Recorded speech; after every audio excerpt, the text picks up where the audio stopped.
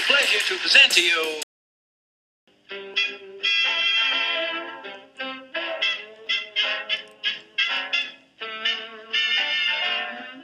The Harlem Renaissance was an expression of African American social thought and culture, which took place in a newly formed black community in the neighborhood of Harlem.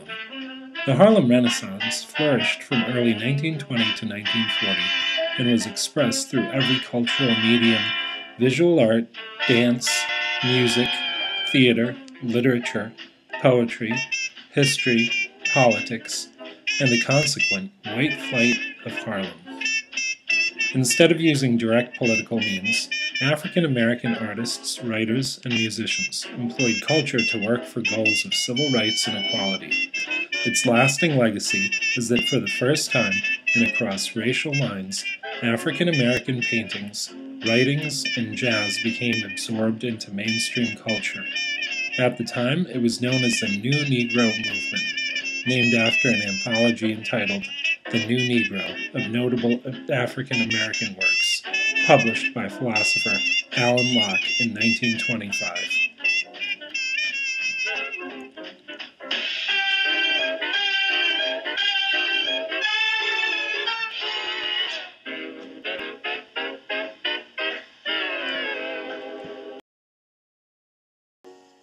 He made that poor piano moan with melody, old blues. Swaying to and fro on his rickety stool, he played that sad, ragged tune like a musical fool. Sweet blues, coming from a black man's soul. Langston Hughes was one of the key African Americans during the Harlem Renaissance. With his poetry greatly impacted by the Renaissance, his mixture of jazz and blues in his poetry. Since the Renaissance was a time when African Americans were exposing their gifts and talents with music, writing, poetry, and more, Hughes's inspiration in his writings came from sitting in jazz clubs, which made his thoughts flow. It is important to remember, though, the situation experiences of African Americans not even 100 years before the Harlem Renaissance. After several hundred years of forced immigration from Africa to North America and the experience of forced labor on southern plantations, the Emancipation Proclamation legally ended slavery in 1863. Immediately after the Civil War, there were approximately 4 million freedmen, freed slaves who suddenly found themselves in a vastly different economic and political situation. During the period that followed the Civil War and Reconstruction, the U.S. Congress established the Freedmen's Bureau, and it operated from 1865 to 1872. The agency built hospitals, provided food and supplies to blacks, and established thousands of schools.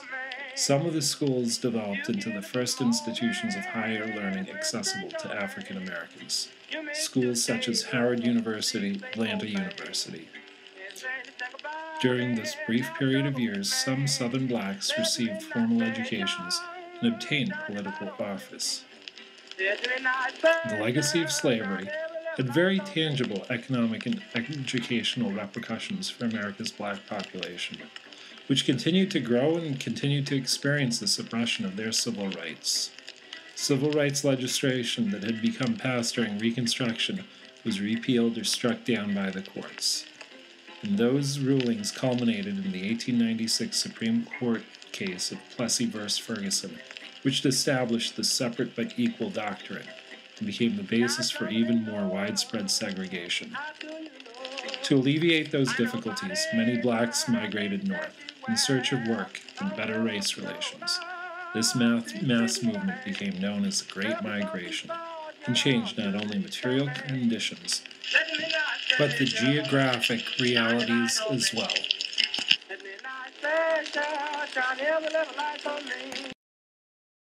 Thump, thump, thump went his foot on the floor. He played a few chords, then he sang some more.